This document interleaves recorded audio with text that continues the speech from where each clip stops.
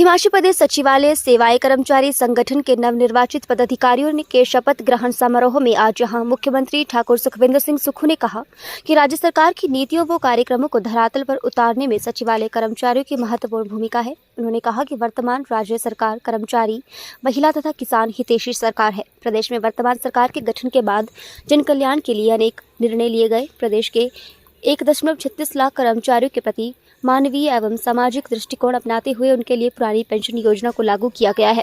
मुख्यमंत्री ने कहा कि ओपीएस लागू करना संवेदनशील सरकार का फैसला था तथा ये निर्णय किसी राजनीतिक लाभ को ध्यान में रखते हुए नहीं लिया गया। उन्होंने कहा कि अधिकारियों और कर्मचारियों की राज्य से विकास में महत्वपूर्ण भूमिका है। लंबे समय तक सेवाएं देने के उपरांत यदि कर्मचारियों को सेवानिवृत्ति के उपरांत निश्चित आय का साधन न हो तो वे सम्मान से जीवन यापन नहीं कर सकते हैं। ठाकुर सुखविंदर सिंह सुक्खू ने कहा कि राज्य सचिवालय मिनी सचिवालय है जहां सभी जिलों की झलक देखने को मिलती है। उन्होंने कहा कि सचिवालय में कार्यरत सभी कर्मचारी हमारे परिवार के सदस्य हैं तथा उन्हें हिमाचल की जनता की आशाओं के अनुरूप कार्य करना होगा। हमारे ऊपर 75,000 करोड़ रुपए का कर्ज था। 6th पे कमीशन की लायबिलिटीज थी।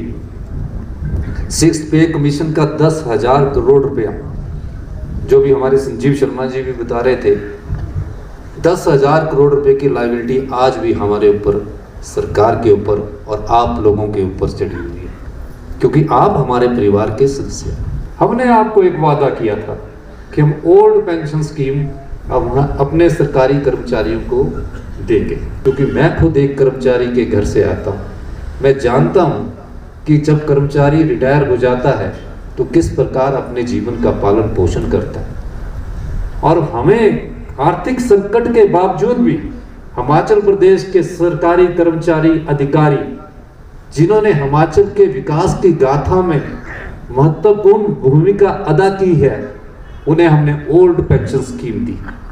ओल्ड पेंशन स्कीम देने के साथ ही हमने अपना मानवीय और सामाजिक दृष्टिकोण जो था, वो संवेदनशील दृष्टिकोण था, वो आप सब लोगों के सामने रखा। इस बार पहली बार 75 साल के इतिहास में हिमाचल प्रदेश में राजस्व वृद्धि करने के लिए, और मुझे लगता है कि इस अप्रैल तक 1100 करोड़ रुपए की राजस्व वृद्धि हम इस सरकार में करने का लक्ष्य हमने रखा है। पहली बार होगा।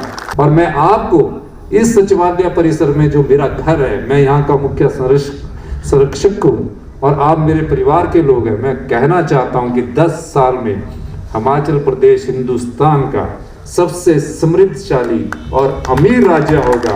और ये जो लायबिलिटीज है ना हमारे पर, जो 10,000 करोड़ की है, ये तुरंत प्रभाव से आपको मिलेंगी। ये आने वाले 1-2 साल में ही ये सारी हम इसको खत्म करने का भी हमने लक्ष्य रखा है।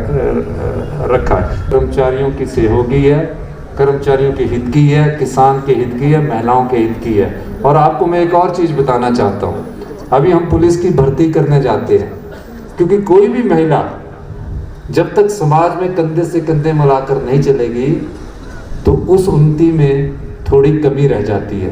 हम महिलाओं के लिए जो पुलिस में भर्ती होने जा रही है 1200, उसमें 30% हमने कोशिश करेंगे कि हम 30% रिजर्वेशन महिला पुलिस को दें, ताकि वो आने वाले समय में पुरुषों के मुकाबले अपना कार्य कर सके।